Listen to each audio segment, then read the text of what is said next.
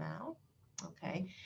Justin is a PhD candidate in environmental studies at UC Santa Cruz, and his work focuses on improving restoration outcomes and preparing, well, that's weird, and preparing management practices for climate change.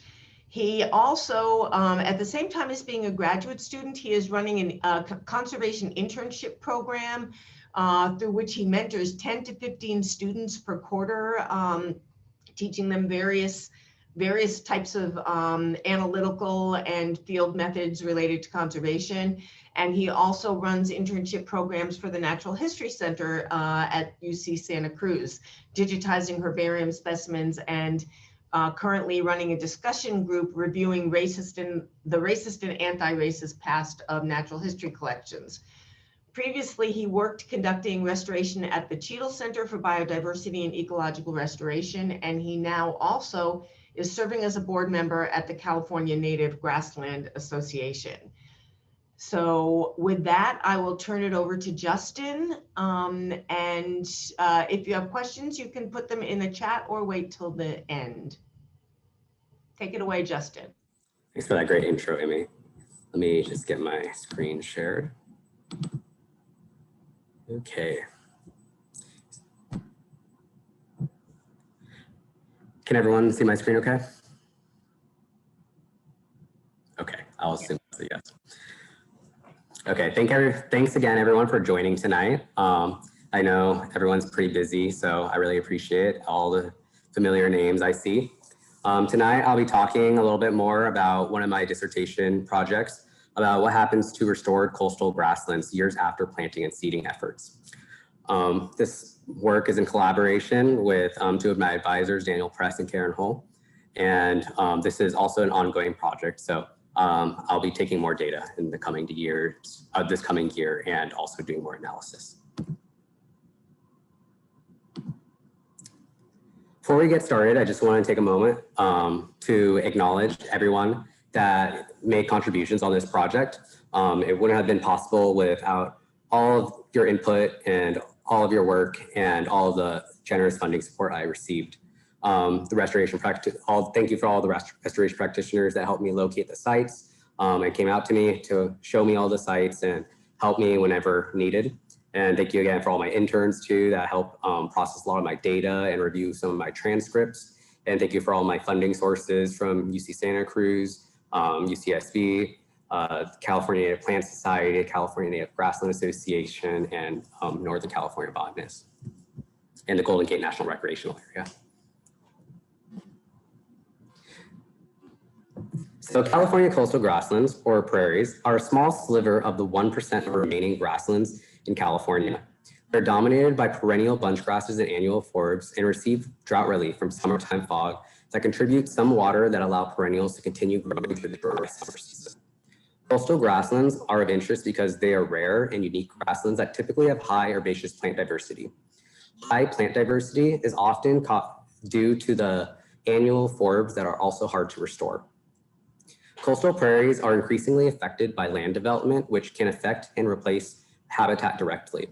Land development also contributes to indirect loss of coastal grasslands by increasing habitat fragmentation, changing disturbance patterns, and facilitating non-native species and sometimes noxious species invasions. Because coastal grasslands are often located in the legally designated county coastal zones, they often require compensatory mitigation mandated by the California Coastal Commission or through county general planning documents. Ecological restoration is the act of aiding or assisting the recovery of an ecosystem to pre-disturbance conditions. Ecological restoration involves many different management actions and sometimes may just be invasive species control, but oftentimes will also include planting or seeding species whose populations have been drastically reduced or seemingly extirpated. In most instances, practitioners seek to restore a given area based on a nearby reference system of the same habitat.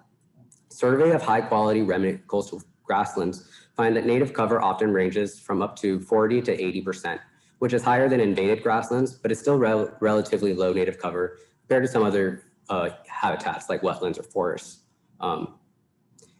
However, it is unlikely restoration projects will be able to achieve pre-disturbance cover values without intensive management. As such, statutory or compensatory mitigation projects often aim for projects to reach goals between 25 to 60% native cover. For our standard performance metric that we use in this study, we decided to use a 25% native cover goal with 6 native species because it was similar to the minimum compliance goal found in statutory projects. Ecological restoration is also a deliberate human intervention, and as such, personal identities and management decisions will vary greatly across restoration of similar habitats. There's a large uncertainty in restoration because outcomes are either unknown or variable. On the photo on the right, you can see 3 different transects I did at a single site. Even from this one site, you can see how much variability there is in outcomes. Most grassland restoration projects lack the funds to conduct rigorous post-implementation monitoring, which prevents them from knowing if they achieved project goals years down the line. This also means many projects are not able to apply adaptive management practices easily because there's insufficient data about previous restoration. Projects that do have enough funds are often only able to monitor immediately after implementation or for a short duration thereafter, making outcomes of projects past 5 years relatively unknown. Experimental restoration studies in a variety of ecosystems, including grasslands, found that outcomes have a high degree of variability, which can be caused from a factor ranging from environmental stochasticity, insufficient resources to exhaustively match the pre-site conditions with a reference site, or insufficient knowledge about biotic interactions. As mentioned previously, restoration is a human intervention, and as such will be shaped by the person or persons undertaking restoration. It has been shown by various studies that socioeconomic and political factors can play a defining role in shaping ecological outcomes, and even more so in projects with human intervention. For example, the surrounding parcels and their views and perspectives may influence how an agency undertakes restoration, or might limit the tools practitioners can implement, like prescribed fire or certain types of herbicides. On the other hand, a land manager's interest or influence may drive or generate restoration projects where uninterested people might pursue other conservation avenues. Someone that has access to machinery from nearby agricultural parcels might use similar practices as nearby farmers, whereas agencies with high staff or volunteer labor may be more likely to do more dedicated hand removal. Some of these differences may even arise from species preferences or different values for aesthetics and landscape planning. As such, management practices greatly differ across agencies and even within the same agencies across different practitioners. Accordingly, restoration project goals also differ. But goals may also differ because a project may be statutory or legally mandated, or it may be non-statutory, meaning it's not legally mandated or essentially voluntary. However, the commonality that does continue to tie together most grassland restoration projects is that funding is limited. A critical science practice gap has been identified in restoration ecology, where field research and management practice are not always iterative. This lack of communication leads to experiments that have not always been easily applied to real-world solutions because they don't readily match management problems. The gap is also exacerbated by the hard-to-access published research, which is often behind paywalls and if not directly shared with land managers. In order to better understand how coastal grassland restoration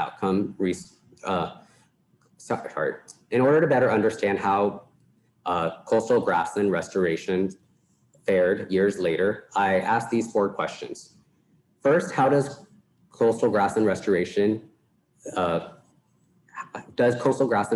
meet project-based goals and a standard performance metric? Second, is native cover related to project age? Third, what are the biggest barriers to achieving project restoration goals? And finally, what are the most common methods used to improve native species richness and cover? To answer these questions, I first identified 32 restoration projects spanning a 1,000-kilometer gradient from Santa Barbara to Humboldt. Not only is this a large range, but it spans almost the entirety of all coastal grassland restoration projects. To locate projects, I contacted universities and colleges in each of those areas to see if they could identify projects. I also contacted land trusts, nonprofits, and local nature reserves to see if they had completed restoration or knew of any nearby projects.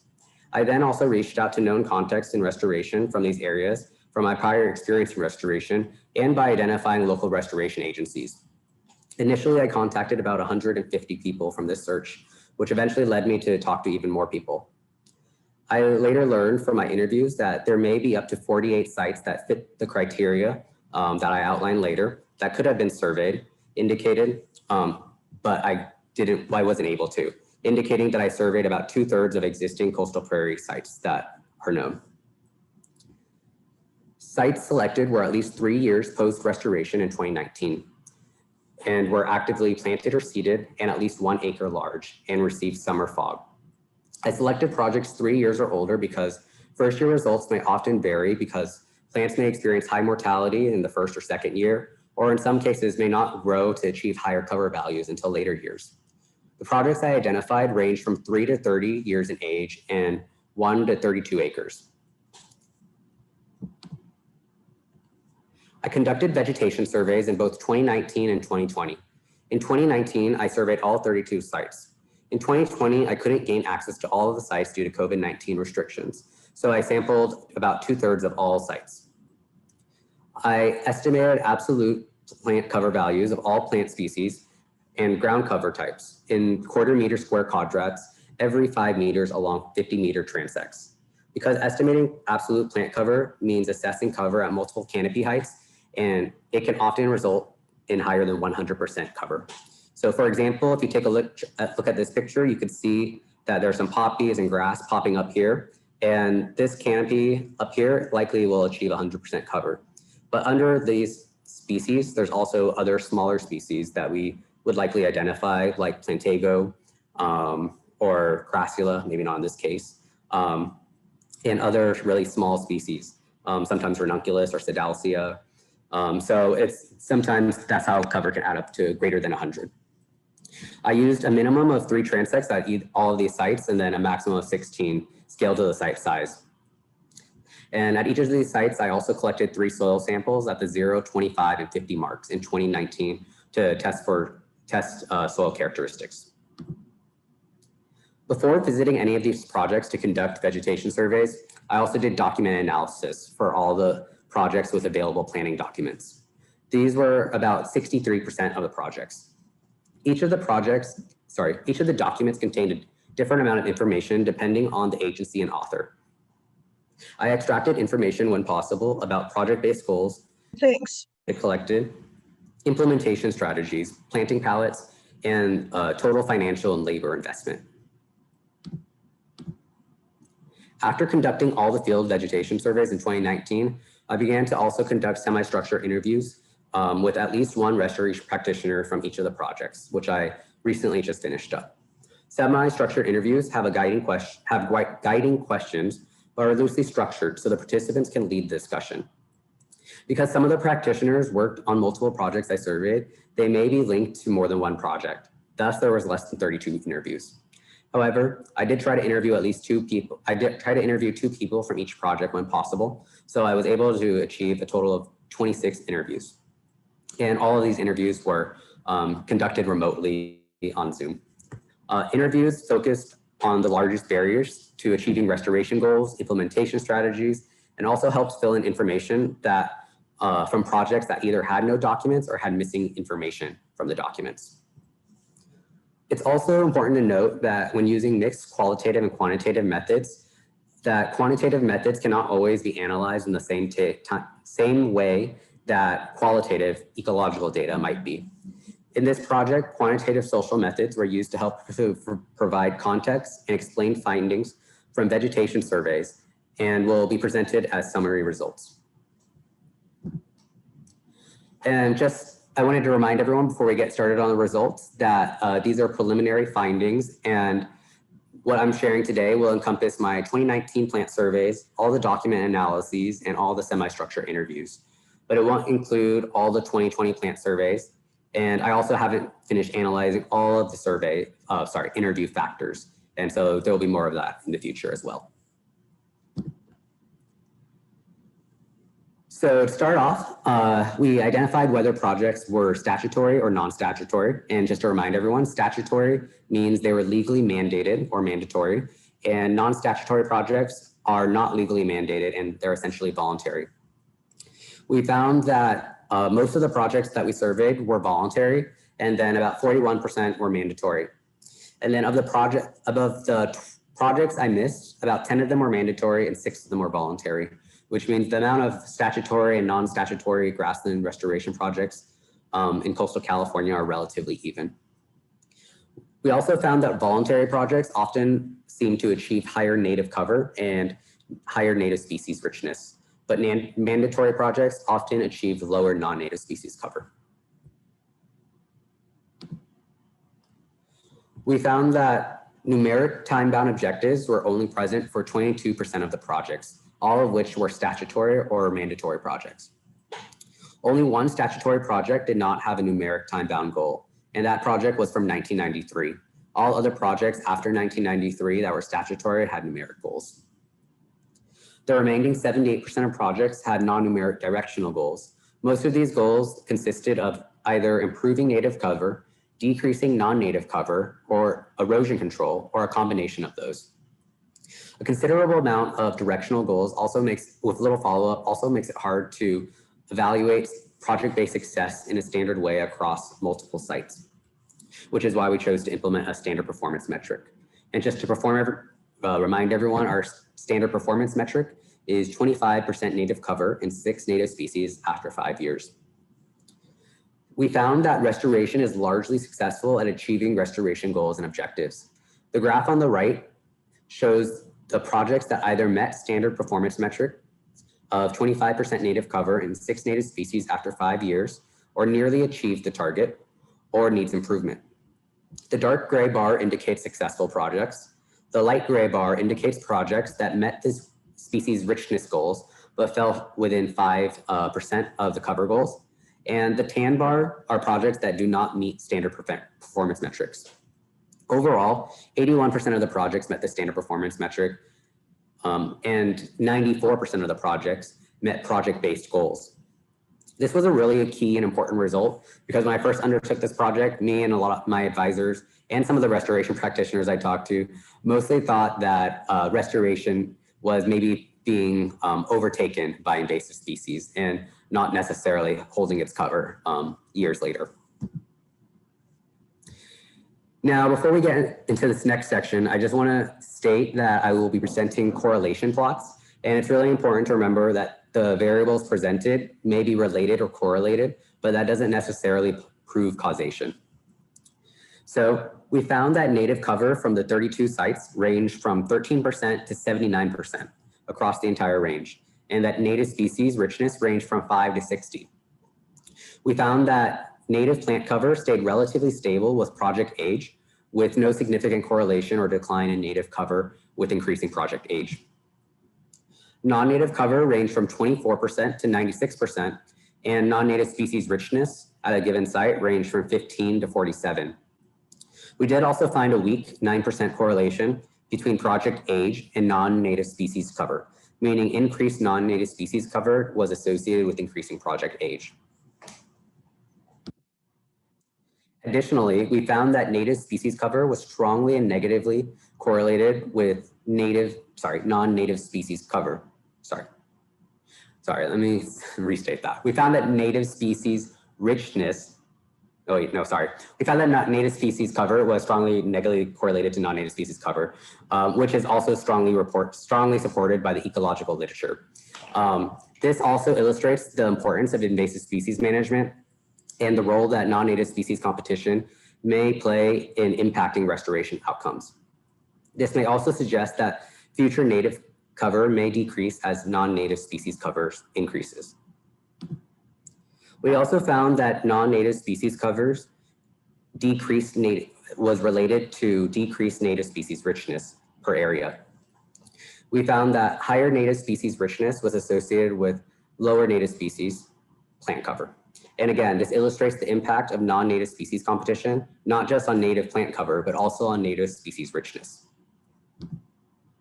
For soil factors, we tested cover and richness with base base exchange capacity, and plant available macronutrients like NPK. Interestingly, across the range of 32 sites, we found that increased nitrogen was associated with increased native cover and decreased non-native cover. I want to acknowledge that these are pretty contradictory results to what most people would expect and have been reported in the literature, because most of the time people find that increased nitrogen and atmospheric nitrogen deposition actually favors non-native species. And as previously mentioned, these are preliminary results, so I will be further exploring these. And I also further any discussion and thoughts that you may have on this topic when we get to the Q&A section. And then we also found that species richness was not associated with any of the soil factors we tested for. We found that restoration practitioners were increasingly confident with the achievability of restoration goals as time progressed. I asked practitioners how they perceived the achievability of their project before they undertook it. And before 2005, only 10% of the projects believed they could achieve the restoration goals they planned for. Whereas after 2005, 68% of the projects believed they could achieve the goals that they had set out for. This is really important because this means restoration practice is not only growing in confidence, but is likely adapting practices based on older projects. We also asked practitioners if they felt the surrounding community supported the restoration projects. In 31 of 32 projects, practitioners indicated that there was some level of community support, which was great because that meant neighbors were at least accepting or at best supporting restoration. We found that implementation strategies also varied greatly across restoration projects. 78% of the projects surveyed took some type of baseline data, but only 50% of the projects took vegetative data specifically. General data mostly consisted of photo monitoring point, but was also sometimes soil characterization test or soil erosion tests.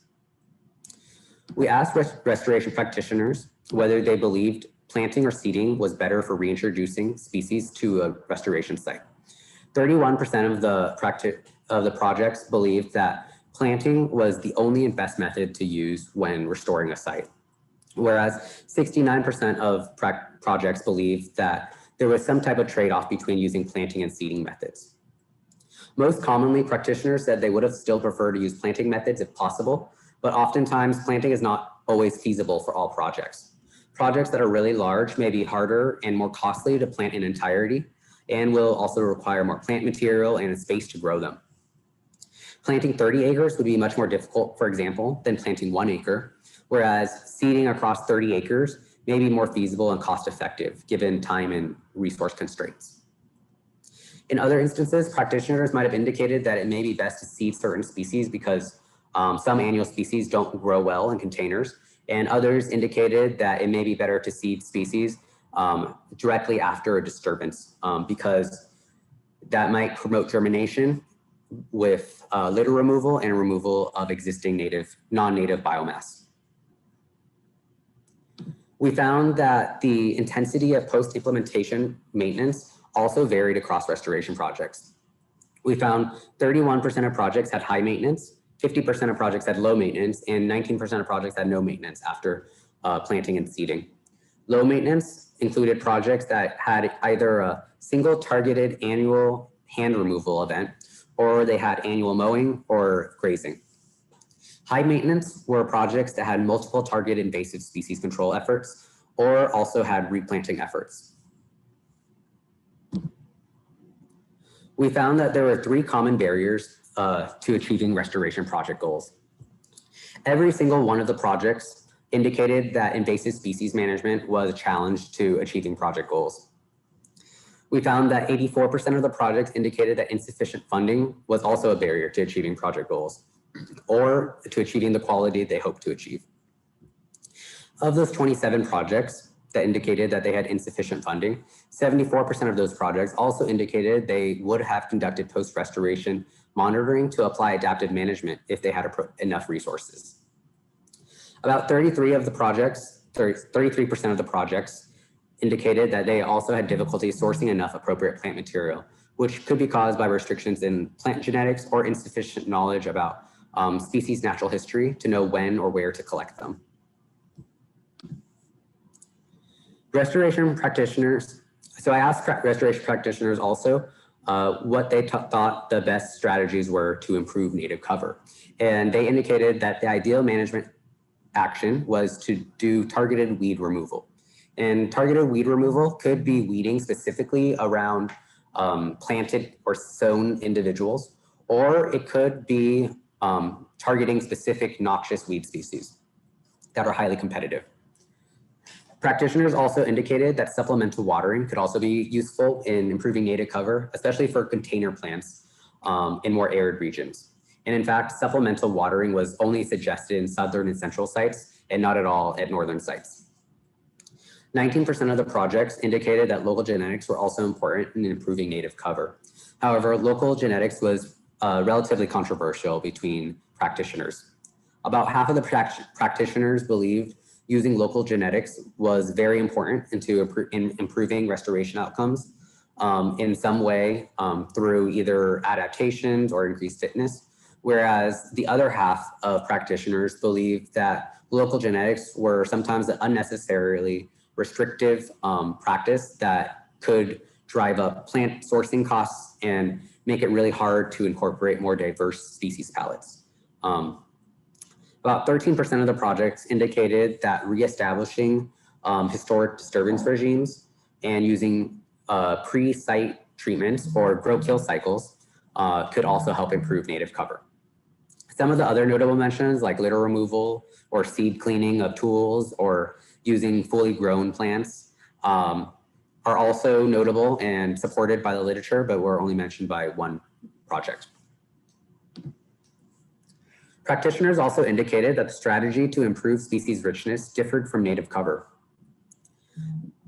Most practitioners believed that reestablishing historic disturbance patterns through prescribed fire was the most ideal way to bring back native species richness.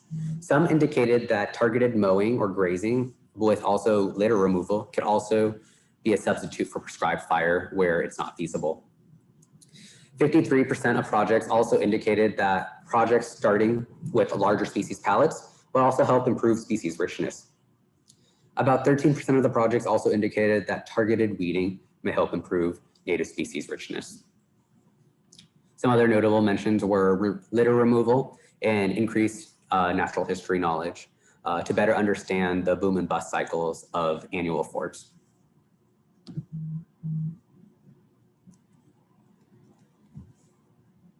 One of the really important and interesting findings we found from this project is that coastal prairie restoration may be causing regional biotic homogenation because 88% of restoration practitioners across the entire span of restored coastal grasslands are using 8 key species because they believe they either have better survival or grow faster and help meet project goals. In other words, at the regional scale, species diversity may be decreasing and the native species that we tend to find are becoming more similar. In this table here, you can see the frequency of the species used across the 28 projects that indicated they use species specifically because they grow better. You can see that the table is also delineated for these N sites, which are also green. Those are northern sites, which are north of the Golden Gate Bridge and south of Del Norte County. The blue C sites are Central Coast sites, which are south of the Golden Gate Bridge, but north of San Luis Obispo. S sites are southern sites, which are San Luis Obispo and Santa Barbara sites. So it's notable also that all these commonly planted species are perennial bunch grasses, with the exception of Achillea millefolium, which is a circumboreal forb found in many different habitats all around the world. And although it also is notable that usage of these species differ slightly by region. So you can see that Hordeum brachyanthorum, meadow barley, is very commonly used at the central sites and the southern sites. Whereas Danthonia californica, Deschampsia californica, and Festuca rubra are used primarily only at the northern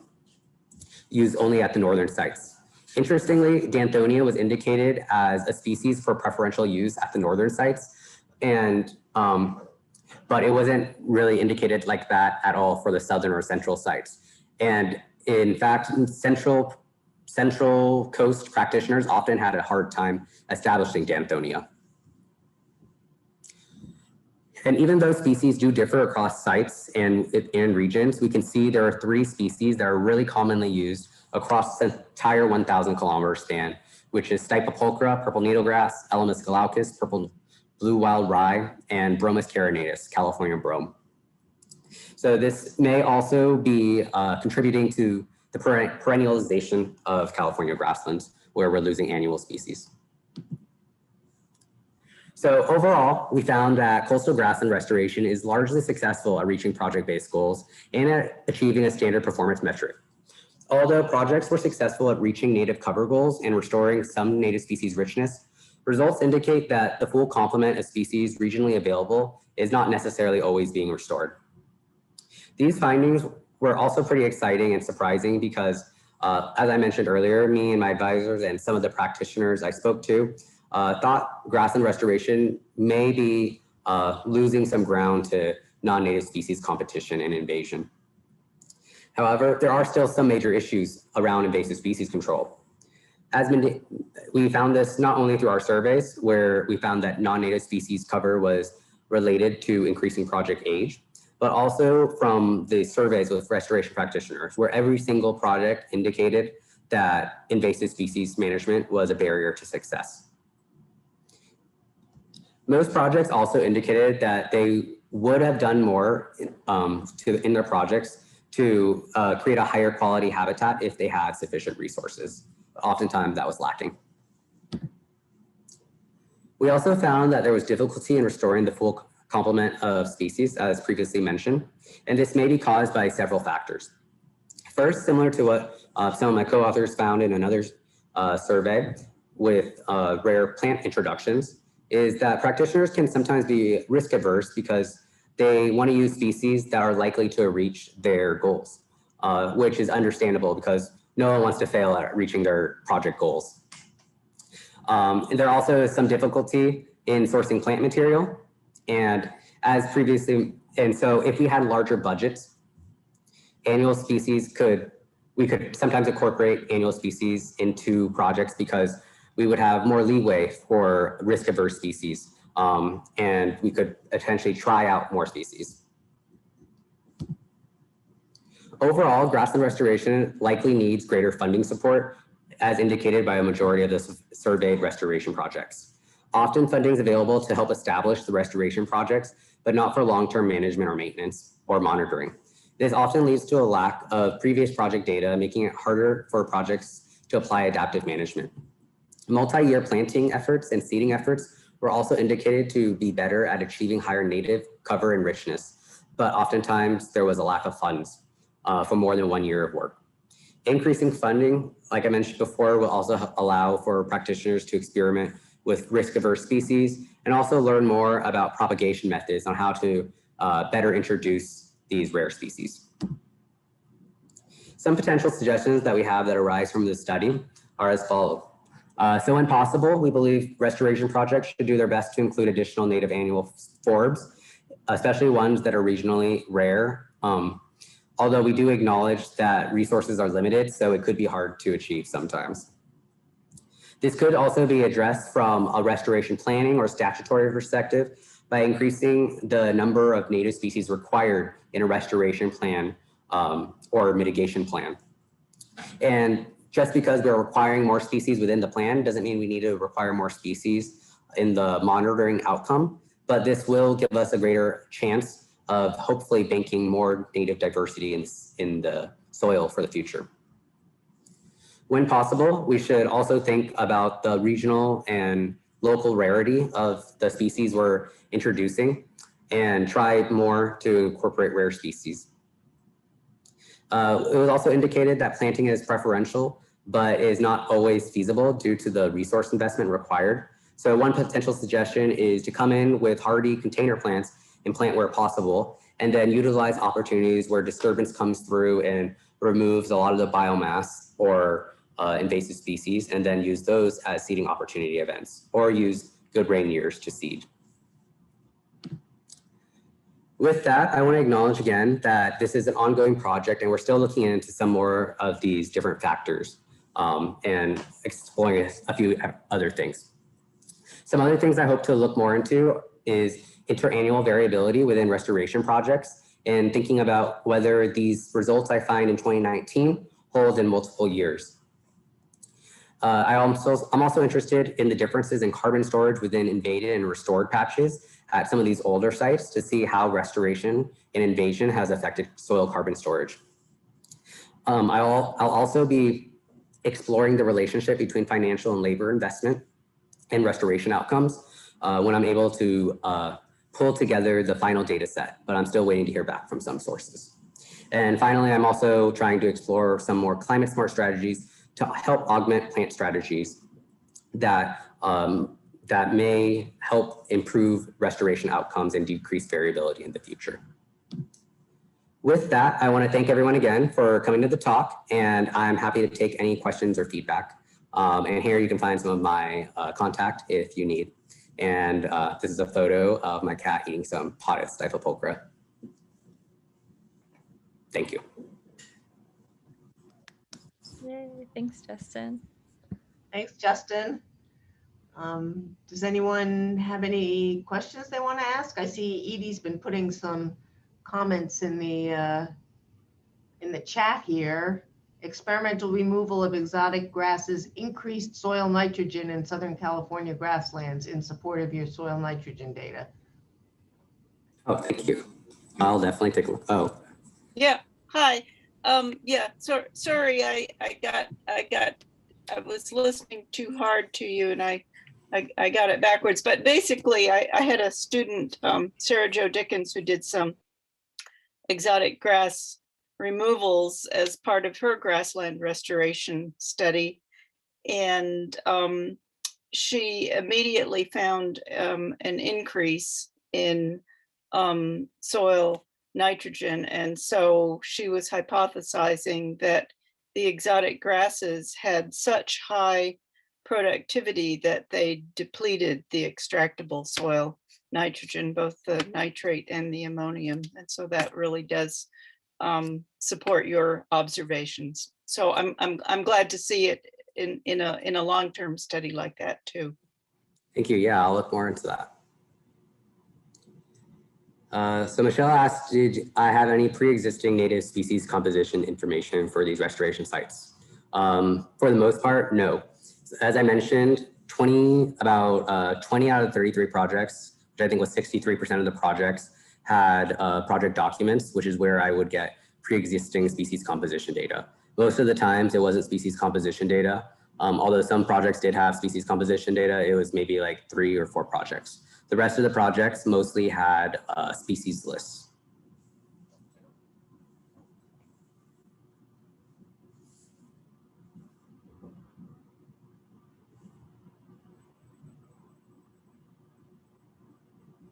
So Lisa Stratton asked, what about, I think, forbs?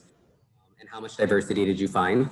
And so it kind of ranged a lot across the areas. So I found that native species range from 5 to 6 native species across the 32 sites. And it seemed that projects that had really high native species richness either had really high labor pools available or had their own in-house nurseries where they were able to go out, collect plants and grow plants in the long term and really build up diversity and improve forb diversity in the long term. And so, yeah, that was mostly I found projects with in-house in-operation greenhouses.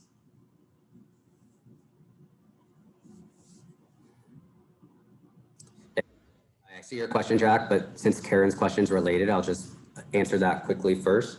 And so most of the forb species that I did find that dominated cover were, well, the species that I found that dominated cover that were forbs were perennial species, and then annual species were kind of the ones that were really driving up species richness at some of these sites that had higher native species, like up to 60, 54, or 640 in some of them. Okay, so Jack asked, was there consistent timing for disturbance regimes like burns or grazing? I'm not 100% clear on that question, so I'll answer it to the best of my ability. What I think you're asking is, did people apply these disturbances at the same time at these projects? And if that's the question, then no, they weren't applied at the same time necessarily. Joshua Durr asked if the age of project influenced success at a site. So as I mentioned previously, most projects use native cover goals, plant cover as goals, and native cover is it was the most often used target. And we found that native species cover did not decrease over time. So age at this point from these preliminary results does not affect success within this study. Michelle asked, what are your ideas for climate smart practices? So this is a really complicated question because there's a lot of unpacking to do. But generally speaking, I think trying to select species that are more drought adapted is probably the best idea. And so I've been doing a little bit of work. Let me see if I can share my screen again. I'm doing a little bit of, it's all the way at the end. So let me see if I can go.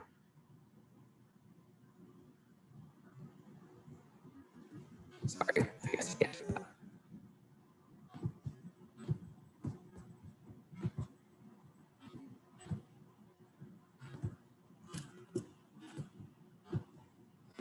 Yeah, so I guess I would recommend using species that are drought adapted, and I've done a little bit of work on this, and I'm currently publishing it, so hopefully it will be out soon for everyone.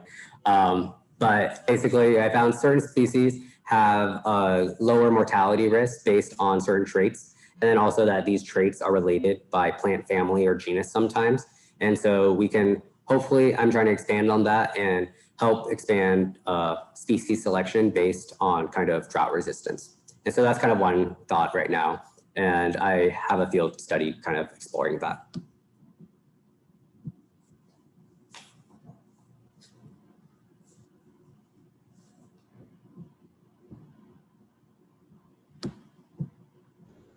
More questions?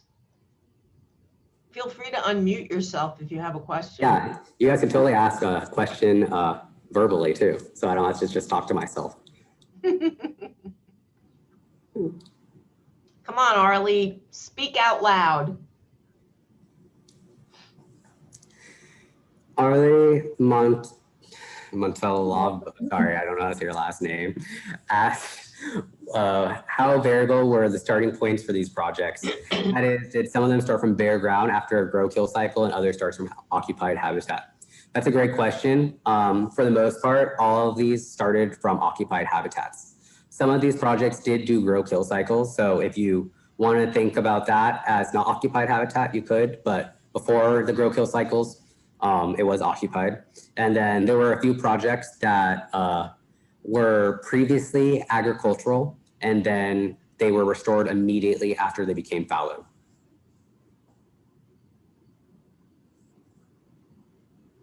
Hey, Justin, what role do you think fire or grazing might play in grassland restoration? Yeah, I think a certain amount of grazing can definitely help improve forb richness, which actually has been found by some other people in in Karen Hull's lab, which I work with. And then I do believe, which is also indicated by many restoration practitioners, that prescribed fire could be a useful tool to increasing plant diversity. Because one of the issues with germination is there's not enough space. And there's also a lot of litter and thatch buildup that make it hard for light to reach the ground if seedlings do end up germinating. And then, yeah, so I guess that's I have some other thoughts, but those are my main viewpoints.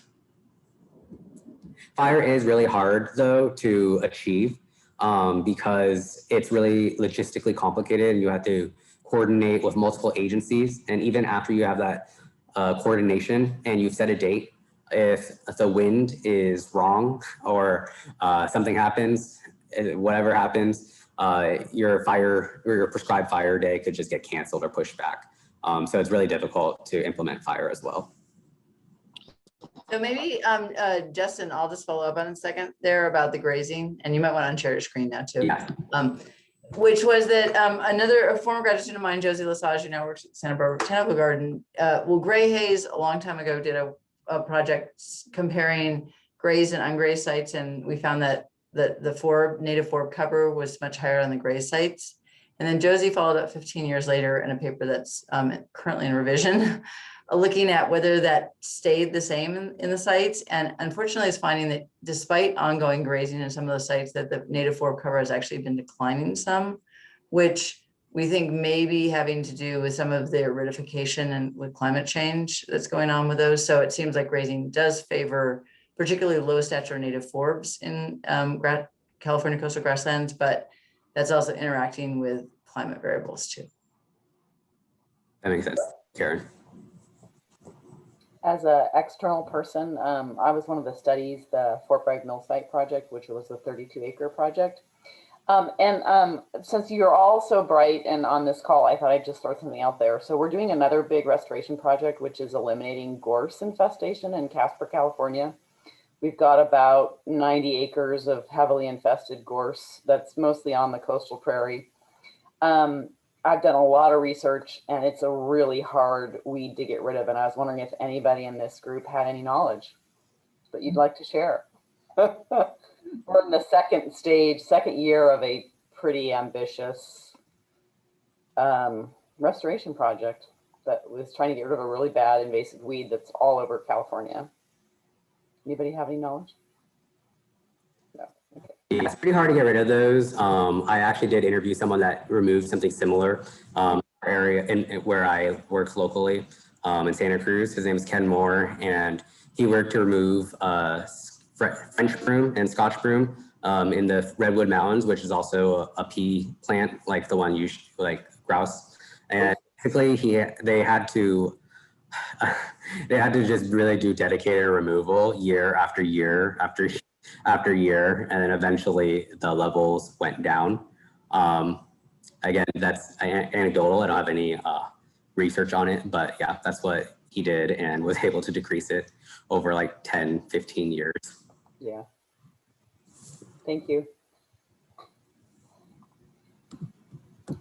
Yeah, I would say I work for the East Bay Regional Park District, and we've had projects removing French broom, which isn't quite as nasty as gorse. And I'm not thinking about coastal prairie, so it's drier areas, but just to reiterate what Justin said, the only successful areas we have that are broom free have had initially massive effort, and then over 20 years of volunteers annually going in and pulling whatever is still coming up. And we do have some broom free areas, but there's still one or two broom seedlings that come up after over 20 years. It's kind of amazing. So yeah, just every year and try and keep going. Yeah, this is different species, but the yellow bush lupin on the coastal dunes up in Humboldt County, which is invasive up there. It's actually native to other places in California, but they're saying they're getting seedlings still coming up after 30 years. And they have a lupin bash every year to pull those out. So yeah, it seems like those seeds last a long time. They do. There's another question in the chat. Do you want to take a look? Yeah. That was for me, Justin. It's just you should talk to JP about his fire at UCD. I haven't yet, mostly because they're interior grasslands, but I'm working with JP more now, so I'll probably ask him about it soon. Cool. Hey, I have questions just about, or do you have any suggestions for applying grazing as a restoration tool? Yeah, again, like about timing or the different practices and how they were successful. Yeah, I mean, most of the projects that I surveyed didn't use much targeted grazing, but from studies that I've read, generally high intensity targeted grazing can be useful, and it's usually seasonally timed. So non-native species, or non-native annual species, typically bolt earlier than the perennial grasses. So that's a good time to bring in a herd and basically graze down the seed heads of the same, and this is the same principle of grazing. With mowing. Go in and graze or mow down the annual seed heads. And then some of them will probably likely come back, and that's okay. They'll come back with lower seed set. And then the native species likely at that time haven't bolted yet, and can handle a little bit of disturbance, and they will totally still produce seed later on if it's a normal rain year. And then later on, after some of those species start setting seeds in the late, kind of like in late June to early July, kind of depending on where you are in the rain year, the invasive, non-native perennial grasses like Holcus and Dactylus start to bolt, and that's also a good time to come in with grazers and kind of chomp down the seed heads.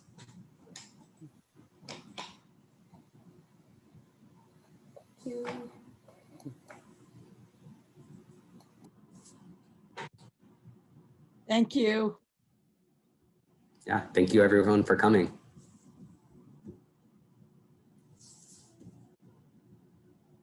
It was a great talk. Thanks for giving us all an update on your research. Thank you. Thanks, Justin. Does anyone have any additional questions? There's a lot of thank yous and great jobs in the chat. So make sure you get to see those.